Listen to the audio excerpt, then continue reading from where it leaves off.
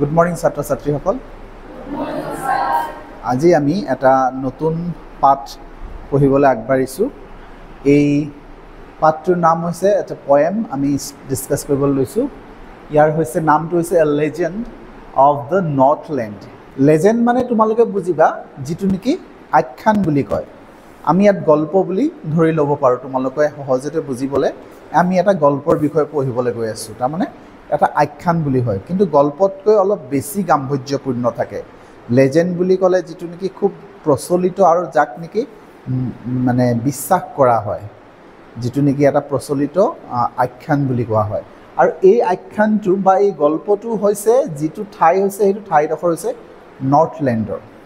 এতিয়া নৰ্থলেণ্ড বুলি ক'লে তোমালোকে কি বুজিবা যে নৰ্থলেণ্ড হৈছে আমাৰ পৃথিৱীখনৰ দুটা মেৰু আছে। এটা হৈছে উত্তৰ মেৰু আৰু এটা দক্ষিণ মেৰু, ছাউথ প'ল আৰু এটা হৈছে নৰ্থ প'ল। চ' এই দুটা প'লত সূৰ্যৰ পোহৰটো সম্পূৰ্ণৰূপে নপৰে। তাৰমানে যিটো মাজভাগত সূৰ্যৰ পোহৰটো পোনপটীয়াভাৱে পৰে, কিন্তু একেবাৰে ওপৰৰ ছাইডত আৰু তলৰ ছাইডত যিটো প'ল দুটা হয়, সেই প'ল দুটাত মানে ৰ'দৰ পোহৰটো খুব নপৰে। চ' এইটো হৈছে সেই নৰ্থলেণ্ড বুলি ক'লে সেই নৰ্থ প'লৰ নিচিনা এটা ঠাইত, তাৰমানে মেৰু অঞ্চল এটা। আৰু মেৰু অঞ্চলবোৰ এনেকুৱা অঞ্চল যিবোৰ অঞ্চলত যিহেতু মই কৈছোঁ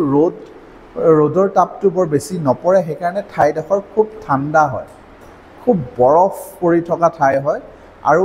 তাত ৰ'দৰ পোহৰ ইমানেই কম পৰে যে তাত ৰাতিহে বেছি হৈ থাকে। তাৰমানে যিহেতু পোহৰটো ভালকৈ তাত নাপায়েগৈ, মানে দিনটোত 12টা 1টা 2টা বজাত যেতিয়া ইয়াত আমাৰ খুব বেছি গৰম হ'ব, ঠিক তেনেকুৱা এটা সময়তহে তাত পোহৰটো পাবা। পিছত তাত পোহৰ নাইকিয়াই হৈ যায়গৈ, অন্ধকাৰে হৈ যায়গৈ, তেনেকুৱা এটা ঠাই। আৰু সেই ঠাইৰ এটা আখ্যান, এটা গল্প এটা এই কবিতাটোৰ মাজত বা এই কবিতাটোৰ যোগেদি আমি এতিয়া পঢ়িবলৈ ওলাইছোঁ। লক্ষ্য কৰিবা, আমেৰিকান এজন পয়েট্ৰেছ মানে কবিয়ত্ৰী যিজনী হৈছে ফ'বে কেৰীৰ দ্বাৰা এইটো কবিতাটো লিখা হৈছে। তোমালোকৰ ইয়াত কথাটো হয় যে এই কবিতাটো পঢ়াৰ আগত আমি যিটো কথা জানিবলগীয়া থাকে সেইটো হৈছে যে বেলাড কি। তাৰমানে আমি তোমালোকক এই কথাটো বুজি পাব লাগিব যে বেলাড বুলি ক'লে কি বুজি পাওঁ। কবিতাটো যদি বুজাৰ আগতে এই কথাটো তোমালোকে বুজি পাব লাগিব। What is ballad? বেলাডটো আচলতে এটা ছং নিচিনা বুলি কোৱা হয়। মানে মই যদি তোমালোকক সহজতে বুজাওঁ, এটা গানৰ লিৰিক্স মানে। বেলাডটো হ'বলৈ হ'লে যিহেতু আমি গানৰ লিৰিক্সবোৰকো কবিতা হিচাপে আমি বনাই ল'ব পাৰোঁ বা ভাবি ল'ব পাৰিম। চ' গানৰ লিৰিক্সটো কি হয়, তাৰ সেই লিৰিক্সৰ কোৱালিটি থাকে যে সেই লিৰিক্সটোক আমি গীত আকাৰত বা গানৰ ৰূপত আমি তাক গঢ় দিব পাৰোঁ। সেই মানে কবিতাটো এনেকুৱা কবিতা থাকে, সেই কবিতাটো গান হিচাপে গাব পৰা অৱস্থা হয়। গতিকে এইটোকে কোৱা হয় বেলাড। তাৰমানে ইয়াত লিখা হৈছে বেলাড ইজ এ ছং। তাৰমানে বেলাডটো হৈছে ছং হয়, একচুৱেলি এটা ছং হয়, সি কবিতা নহয় আচলতে। আমি যিটো পঢ়িছোঁ সেইটো আমি কবিতা হিচাপে পঢ়িম আৰু আমি কবিতা বুলিয়ে ক'ম, বাট একচুৱেলি এইটো আচলতে এটা গানহে হয়। চ' ইটছ এ ছং নেৰেটিং আ ষ্টৰি ইন শ্বৰ্ট। কিন্তু বেলাড বুলি ক'লে তাৰ কোৱালিটি কেইটামান থাকিব লাগিব। তোমালোকৰ খুব দৰকাৰী কথা যে সি এটা ছং হ'ব লাগিব আৰু নেৰেটিং এ শ্বৰ্ট ষ্টৰি হ'ব লাগিব। আৰু গোটেই গানটো যেতিয়া তুমি শুনি শেষ কৰিবা, তেতিয়া গম পাবা যে গোটেই গানটোৰ যোগেদি এটা ষ্টৰি ব্যাখ্যা কৰি আছে, এটা গল্প কৈ আছে। তাৰমানে তুমি কবিতাবোৰ পঢ়িলে কবিতাবোৰ বুজি পোৱা নোপোৱা কিবা লাগে তোমালোকক, সেইটো কবিতাটো ছাৰ বা বাইদেৱে তোমাক ভালকৈ বুজায় বহুত কথা, নিজে আকৌ পঢ়িলে সেই কথাবোৰ বুজি নোপোৱা নিচিনা লাগে। কবিতাৰ ভাষাবোৰ বৰ জটিল। কিন্তু বেলাড যদি হয় তেতিয়াহ'লে তোমালোকৰ সেইটো প্ৰব্লেম নহয়। বেলাড মানে তোমালোকে গম পাবা কবিতা, বাট সেই কবিতাটো গোটেই কবিতাটো পঢ়ি গ'লে এটা গল্প পঢ়াৰ নিচিনা তোমাৰ ধাৰণা হ'ব। কিন্তু গল্পটোক এটা ৰিদমিকেল ষ্টাইলত থাকে, মানে গান গাবলৈ যেনেকৈ ছন্দ মিল থাকে, ঠিক তেনেকুৱা ছন্দৰ মিল থকা গান এটা থাকে। আচ্ছা, শ্বৰ্ট ষ্টেঞ্জাত থাকে, মানে বস্তুটো হৈছে ষ্টৰিবোৰক এটা এটা সৰু সৰু ষ্টেঞ্জাত ভাগ কৰে। আমি যিটো কবিতাত যিখিনি কওঁ সেইখিনিক ষ্টেঞ্জা বুলি কওঁ। আচ্ছা, ballad R part of folk culture আচ্ছা বেলাডটো কি হৈছে এটা ফ'ক কালচাৰৰ এটা অংশ হয় ফ'ক কালচাৰ মানে বুলি ক'লে মানে সংস্কৃতি লোক সংস্কৃতি বুলি ক'লে তোমালোকৰ ধৰা ঝুমুৰ নৃত্যটো আহিব পাৰে তোমালোকৰ ধৰা আমাৰ যিখিনি মানে আইনাম বিয়ানাম সেইবোৰ আহিব পাৰে যিবোৰ নেকি মানে কি বুলি কয় এইবোৰ মানে সাংস্কৃতিক ধাৰাসাৰ মানে ধাৰা থাকে সংস্কৃতিৰ লগত আমাৰ পুৰণি ঐতিহ্যৰ কথাবোৰ যিবোৰ সেই কথাবোৰৰ লগত জড়িত হৈ থাকে লোকগীত বা লোক সংস্কৃতি থাকে লোক সংস্কৃতি বুলি ক'বলৈ গ'লে কথাটো এনেকুৱা হয় যিখিনি আগৰ দিনত মানুহে কিছুমান গান কিছুমান কবিতা কিছুমান নাটক কিছুমান গল্প সেই গল্পবোৰ লিখা হোৱা নাছিলে সেই গল্পখিনি আচলতে কোনোবাই কাৰোবাক কয় কৈ কৈ কৈ কৈ বিয়পি যায় পিছত গৈ পেলাই যেতিয়া কিতাপ কলম আৱিষ্কাৰ হ'ল যেতিয়া মানে লিখিব পৰা হ'ল মানুহে তেতিয়া সেইবোৰ কথাবোৰ লিখিত ৰূপে ৰাখিব ধৰিলে কিন্তু আগতীয়াকৈ তাৰ কোনো লিখক নাথাকে তাৰমানে কোনে কাক কৈছিলে কোনোবাই কোন গল্প এটা তৈয়াৰ কৰে সেই গল্পটো কোনোবাই কয় যেনে তেজীমলা যেনিবা তেজীমলা বুলি এটা আছে গোটেই তোমাৰ গল্পটো তুমি পাবা সেই তেজীমলাটো তেনেকুৱা ধৰণৰ তাত তাৰমানে গোটেই কাহিনীটো তেজীমলাৰ কাহিনীটো তোমালোকে যদি চোৱা সেই কাহিনীটো আচলতে এনেকুৱা এটা যিটো সেইটো কৈ কৈ গৈ থকা কাহিনী মানে কোনে কৈছিলে অৰিজিনেল লেখক কোন সেইটো গম পোৱা নাই আচল লেখক কোন সেই কথাটো তোমালোকে জানিব নোৱাৰিবা কাৰণ আচল লেখকৰ অনুসন্ধান পোৱা নাযায় গতিকে ফ'ক কালচাৰটো তেনেকুৱা ধৰণৰ কনচেপ্টৰ বস্তু আচ্ছা আৰু পপুলাৰ কালচাৰ বা পপুলাৰ কালচাৰ কিছুমান কালচাৰ আছে যিখিনি খুব পপুলাৰ জনপ্ৰিয় তেনেকুৱা কালচাৰৰ পাৰ্ট হয় তাৰমানে এই মানে নেৰেটিং কৰা যিটো ছিষ্টেম আছে তাৰমানে যিটো ইয়াত বেলাড বুলি কৈছে বেলাডটো তাৰমানে সেই লোক সংস্কৃতিৰ লগত জড়িত হৈ থাকে আমাৰ ধৰা কেতিয়াবা কি হয়গে আমাৰ এনেকুৱা কিছুমান গান আছে গানটো তুমি গোটেই গানটো চালে গম পাবা যে সেইটো কিবা আমাৰ আগৰ দিনৰ ধৰ্মৰ নিয়ম কিছুমান আছে কিছুমান বিয়া কৰাৰ নিয়ম কিছুমান আছে গোটেই গানটোত সেই গোটেই এনেকুৱা আমুকে বিয়া কৰিবলৈ গৈছিলে এনেকুৱা হৈছিলে তেনেকুৱা হৈছিলে হাঁহি ধেমালি কিছুমান গল্প থাকে তেনেকুৱা ধৰণৰ এটা পপুলাৰ কালচাৰ থাকে আৰু পাষ্ট অৰেলি এই কথাটো কি কৈছে এইবোৰ তাৰমানে অৰেলি পাছ হোৱা মানে মুখে মুখে মৌখিকভাৱে যে গল্পবোৰ তাৰমানে কোনো কিতাপৰ পৰা কোনোবাই কাঢ়ি অনা নাই কোনে আৰম্ভ কৰিছিলে কোনে গল্প বনাইছিলে নাজানে সেইটো এজনে আনজনক কৈ কৈ যায় মুখেৰে from one generation to the next মানে এজন জেনেৰেশ্যনৰ পৰা দেউতাই ল'ৰাটোক শুনালে ল'ৰাটোৱে আকৌ তেখেতৰ ল'ৰাক শুনালে গল্পটো তেখেতৰ ল'ৰাই আকৌ তেখেতক শুনালে এনেকৈয়ে মানে অতীতৰ পৰা কাহিনীবোৰ কৈ থকা হয়গৈ অৰিজিনেল লেখক গম পোৱা নাযায়গৈ a legend of Northland is a ballad গতিকে এই যিটো লেজেণ্ড অফ দ্য নৰ্থলেণ্ড আমি পঢ়িবলৈ গৈছোঁ সেইটো এটা বেলাড হয় খুব ইম্পৰ্টেণ্ট পইণ্ট তাৰমানে তোমালোকে লেজেণ্ড অফ দ্য নৰ্থলেণ্ড যদি পঢ়িবলৈ যোৱা ফাৰ্ষ্ট অফ কনচেপ্ট কবিতাটো যিমান ইম্পৰ্টেণ্ট তাতকৈ বেছি ইম্পৰ্টেণ্ট বেলাডৰ কনচেপ্টটো জনাটো কাৰণ বেলাডৰ পৰা প্ৰশ্ন আহিবই হোৱাট ইজ বেলাড সুধিব পাৰে বা বেলাডৰ লগত ৰিলেটেড কিবা না কিবা এটা কথা সুধিব গতিকে এই কথাটোত যিটো মই সময় তোমালোকক ল'লোঁ এই সময়টো তোমালোকেও ইউটিলাইজ কৰিবা কাৰণ বেলাডৰ কনচেপ্টটো একদম ক্লিয়াৰলি ৰাখিবা আৰু বেলাডৰ কনচেপ্টটো বৰ দীঘল কনচেপ্ট নহয় একদম চুটি কনচেপ্ট আৰু 100% চিয়'ৰ যে তোমালোকে হাফ ইয়াৰলি এক্সামত যেতিয়া এপিয়াৰ হ'বা চাবা বেলাডৰ পৰা এটলিষ্ট এটা কুৱেশ্যন এৰাইজ হ'বই হ'ব অ'কে আগবাঢ়িছোঁ তাৰপিছত ইয়াত তোমাক যিটো কিতাপখনত যি কবিতাটো দিয়া আছে এই কবিতাটো পঢ়াৰ আগতে আমাৰ এডোখৰ লিখি দিয়া আছে যে before reading the poem before গ' থ্ৰু দ্য পয়েম এই কথাটো দিয়া আছে মানে এই কবিতাটোৰ এটা ধাৰণা দিয়া আছে যে কবিতাটোত কি পাম ইয়াত পাম যে এটা এনেকুৱা কাহিনী এটা আছে নেৰেশ্যন আছে যে the legend of N old lady মানে অল্ড লেডি এগৰাকীৰ কথা কাহিনী এটা আছে মানে অল্ড লেডি মানে বয়সস্থ এগৰাকী মহিলা সেই মহিলা কি কৰি গৈছে এংগাৰ্ড ছেইণ্ট পিটাৰক এংগাৰ কৰি থৈছিলে মানে খং উঠাইছিলে আচ্ছা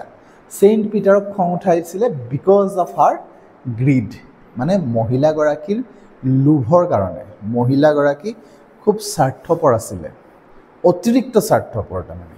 সেই অতিৰিক্ত স্বাৰ্থপৰ হোৱাত সেই স্বাৰ্থপৰতাৰ যোগেদি এজন ছেইণ্ট পিটাৰক who's saint Peter saint Peter বুলি ক'লে মানে আমি এনেকৈ বুজিব লাগিব যে জিজাছ খ্ৰাইষ্টে মানে খ্ৰীষ্টান ধৰ্মৰ কথা আহিলে জিজাছ খ্ৰাইষ্টে গোটেই বিশ্বতে মানে খ্ৰীষ্টানিটিটো বিয়পাই দিবলৈ কাৰণে 12জনক চেইণ্টক তেখেতে পঠিয়াইছিলে বেলেগ বেলেগ দিশত বেলেগ বেলেগ এৰিয়াত মানে খ্ৰীষ্টিয়ান ধৰ্মটোক প্ৰচাৰ কৰিবলৈ কাৰণে মানে 12জন চেইণ্টক পঠিয়াইছিল তাৰে এজন হৈছে চেইণ্ট পিটাৰ তাৰমানে আমি এনেকুৱা ধৰণৰ বুজিব লাগিব যে এইসকল মহাপুৰুষ তাৰমানে জিজাছ খ্ৰাইষ্টৰ লগত থকা একোজন মহাপুৰুষ যিকেইজন মানে ওচৰা ওচৰি তাৰমানে অৱতাৰী পুৰুষৰ দৰে খুব বেছি পাৱাৰফুল থকা মানে তেওঁলোকে ধাৰ্মিকভাৱে খুব মানে অৱতাৰী পুৰুষৰ দৰে মানে তেওঁলোকে এনেকুৱা ধৰণৰ কথা আছে তেওঁলোকে মানে ইচ্ছা কৰিলে কিবা এটা পৰিৱৰ্তন কৰি দিব পাৰে মানে বহুত পাৱাৰ আছে তেওঁলোকৰ মানে ইচ্ছা কৰিলে তেওঁলোকে মানে বহুত কিবা বোলে তেখেতক বোলে টকা লাগে তেখেতে টকা মানে যদি ধন সম্পত্তি কাৰোবাক দিব বিচাৰে তেখেতে মানে মানে খুঁটা এটা গছ এজোপাক চুই দিলেও সেই গছজোপা সোণ বনাই দিব পাৰিব তেনেকুৱা ধৰণৰ মিৰাকল পাৱাৰ থকা মানুহ সেইসকল মানুহ কিন্তু তেওঁলোক লোভিয়া নহয় তেওঁলোক তেনেকুৱা নহয় তেওঁলোকৰ উদ্দেশ্য হৈছে যে জিজাছ খ্ৰীষ্টৰ যিটো ধৰ্ম আছে সেই ধৰ্মটোক গোটেই পৃথিৱীত বিয়পাই দিব লাগে আৰু সেইকাৰণে তেওঁলোকে বহুত কষ্ট কৰে কেলে তেতিয়া তেনেকুৱা যান বাহন নাছিলে সুবিধা নাছিলে এইটো আগৰ দিনৰ কাহিনী আৰু সুবিধা নাছিলে তেতিয়া তেওঁলোকে খোজকাঢ়ি বহুত দূৰ দূৰ ঠাইলৈ গুচি যায় গৈ পেলাই এটা গাঁৱত যায় কাৰোবাৰ ঘৰত যায় গৈ তেওঁলোকে এই যে জিজাছ খ্ৰাইষ্টৰ ধৰ্মখিনিক প্ৰচাৰ কৰে যে এনেকুৱা জিজাছ খ্ৰাইষ্টৰ এই বাণীখিনি প্ৰকাশ কৰে মানুহক সজাগতা কৰে মানুহক নীতি শিক্ষা দিয়ে মানুহক জনায় তেনেকৈ তেওঁলোকৰ গোটেই জীৱনৰ উদ্দেশ্য সেইটোৱে গোটেই গাঁৱে ভূঞে বহুত দূৰ দূৰ এতিয়াতো তেনেকুৱা টাউন এৰিয়া নহয় তেতিয়া জংঘলে যাবলগীয়া হয় কেতিয়াবা এনেকুৱা জেগা থাকে য'ত নেকি বহুত দিন ৰাতি গৈ থাকিবলৈ তেতিয়া 4 দিন 5 দিন 6 দিন 7 দিন গৈ হয়তো কোনোবা ঘৰ পাব নহ'লে তাত জংঘলে জংঘল তেনেকুৱা ধৰণৰ হ'ব পাৰে আৰু এই নৰ্থলেণ্ডৰ নিচিনা ঠাইতটো গোটেই বৰফে তাত মানুহ দেখা নাযায় খুব ঘন বসতি তাৰমানে নৰ্থলেণ্ডত মানুহ খুব কম থাকে এই যিটো প'ল দুটা আছে যিটো প'ল বুলি কয় আণ্টাৰ্কটিকা বুলি এৰিয়া আছে প'ল এৰিয়া সেইবোৰ এৰিয়াত মানে মানুহ একদম বসতি খুব কম কাৰণ তাত মানে সুইটেবল নহয় তাত মানুহ থকাৰ কাৰণে প্ৰথম প্ৰব্লেম হৈছে ঠাণ্ডা বহুত বেছি দ্বিতীয় প্ৰব্লেম হৈছে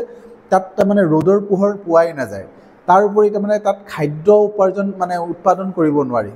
মানে বহুত খাদ্য তাত নহয় খেতি বাতি নহয় তাত তাৰমানে হয়তো কিছুমান জীৱ জন্তু পালন পোষণ কৰা হয় তেনেকুৱা এটা ঠাই গতিকে যিহেতু আজিকালি আমাক প্ৰশ্নবোৰ অলপ ক্ৰিটিকেল সোধা হয় সেইকাৰণে কথাবোৰ অলপ জানি থোৱা ভাল এতিয়াহে আমি কবিতালৈ আগবাঢ়িম গতিকে এজনী মহিলাই কেনেকৈনো চেইণ্ট পিটাৰক খং উঠাইছিলে সেইটো কাহিনী হ'ব আগবাঢ়িছোঁ এতিয়া আমি প্ৰথম যিটো ষ্টেঞ্জা আমি ষ্টেঞ্জা এটা ষ্টেঞ্জা কৈ আমি স্লাইডবোৰ পঢ়ি যাম away in the northland where the hours of the day are few and the nights are so long in winter that they cannot sleep them through ইয়াৰ লাইনখিনি অলপ বেলেগ হৈ আছে তোমালোকে কিতাপৰ লগত মিলাই চাবা শাৰীখিনি তাৰমানে যিটো হয় প্ৰপাৰলি অলপ সলনি হৈ আছে যিকিনক ইয়াত কি কৈছে প্ৰথমতে আমাক away in the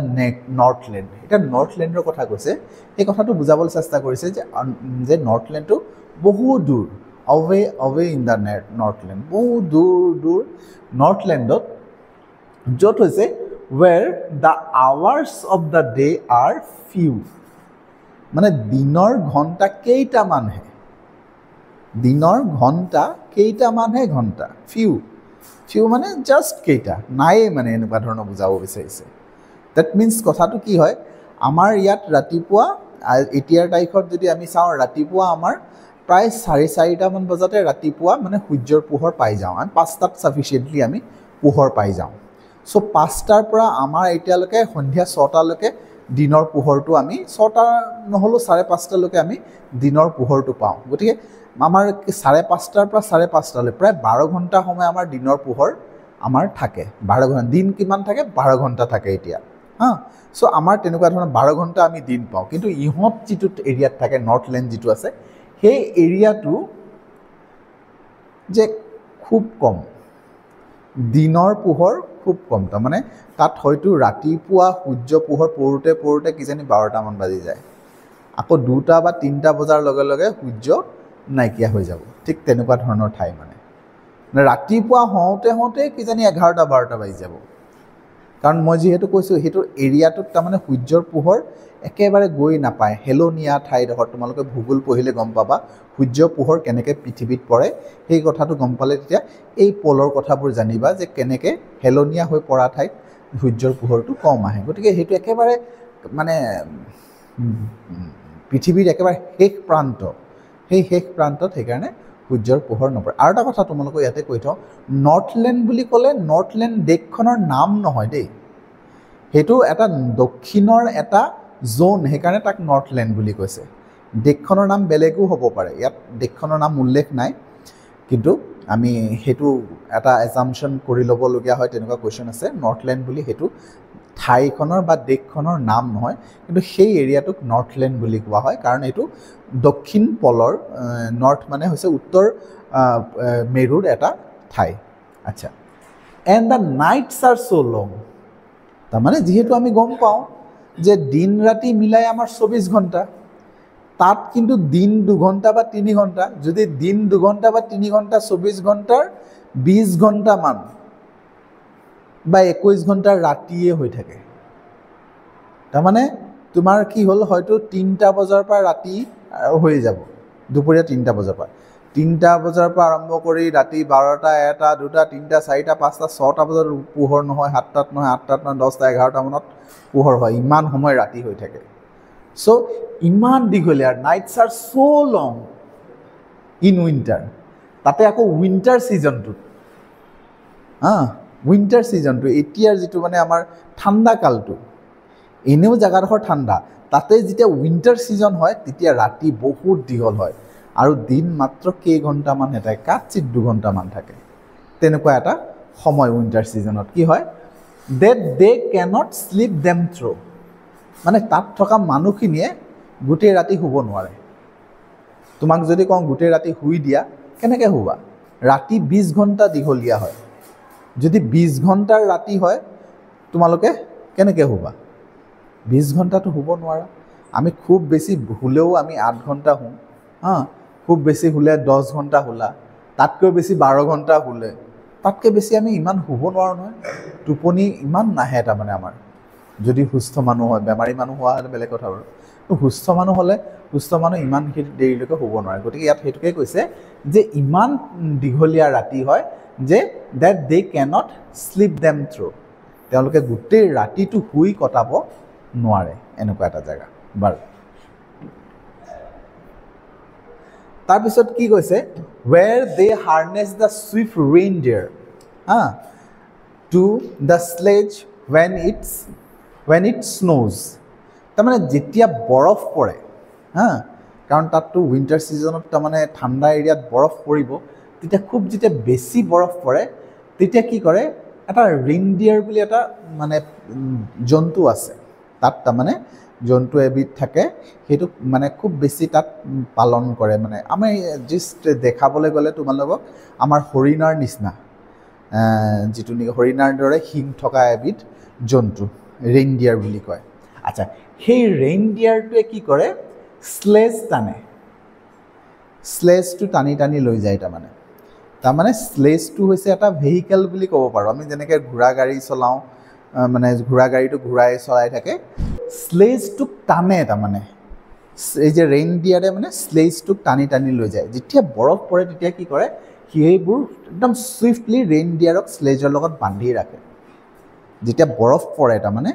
এই যিটো ভেহিকেল যিটো মানে ঘোঁৰা গাড়ী বা গৰু গাড়ী যিয়ে নকওঁ এই যিটো বস্তু আছে এইটোক তাৰমানে কি হয় জন্তুটোৰ লগত গাড়ীটো বান্ধি ৰাখে সেইটো সময়ত বৰফ পৰিলে তাৰমানে এইটো বান্ধি ৰখাৰ কাৰণ আছে কিবা সেইখিনি আমাৰ দৰকাৰ নাই কিন্তু চুইফ্টলি সেইটো বান্ধি ৰাখে বৰফ যেতিয়া পৰে and the childrens look like bears cub আৰু যেতিয়া বৰফ পৰিব তেতিয়া তুমি তাত থকা সৰু ল'ৰা ছোৱালীবোৰ কি দেখা পাবা সৰু ল'ৰা ছোৱালীবোৰ দেখিলে তুমি ভাবিবা এইবোৰ ভালুক হয় ল'ৰা ছোৱালীবোৰক মানুহৰ ল'ৰা ছোৱালী বুলি বুজি নোপোৱা ঠাণ্ডা দিনত দেখিবলৈ লাগে কেনেকুৱা ভালুক কেলৈ ভালুক লাগে ইন দেয়াৰ ফানি ফিউৰি ক্লথছেছ তেওঁলোকে যিবোৰ কাপোৰ পিন্ধে সেইবোৰ হাঁহি উঠে দেখিবলৈ মানে ফিউৰি কাপোৰবোৰ ফিউৰি মানে নুমাল কাপোৰ পিন্ধে নুমাল কাপোৰ বুজি পাইছা মানে আমি যিটো চুৱেটাৰ বুলি কওঁ যিটো কিছুমান চুৱেটাৰ আছে ভালুকৰ ছালৰ নিচিনা চুৱেটাৰ কিছুমান আছে গৰম কাপোৰ সেই তেনেকুৱা বাচ্চাবোৰে তেনেকুৱা পিন্ধি থাকে আৰু পিন্ধি থাকে বুলি ক'লে অকল গাত নহয় নহয় টুপি চুপি মিলাই গোটেই বডিটো মানে ঢাকি ৰাখিব মুখখন অকণমান চকু হৈ ওলাই ৰাখিব বাকী গোটেই সেই নুমাল কাপোৰে ৰাখিব কাৰণ ঠাণ্ডা তাত বেছি ইমান ঠাণ্ডা এনেকুৱা ধৰণৰ কাপোৰবোৰ পিন্ধি থাকে তুমি বাচ্চাবোৰক দেখিলে তোমালোকে ধাৰণা হ'ব যে সেইবোৰ বাচ্চা নহয় সেইবোৰ হেৰি হয় ভালুকৰ পোৱালিৰ নিচিনা লাগিব দেখিবলৈ সিহঁতৰ কাপোৰবোৰৰ কাৰণে গতিকে আজিলৈ আমি ইয়াতে সামৰিছোঁ নেক্সট আমি ইয়াৰ কবিতাটো আৰু কণ্টিনিউ কৰিম আজিৰ কাৰণে থেংক ইউ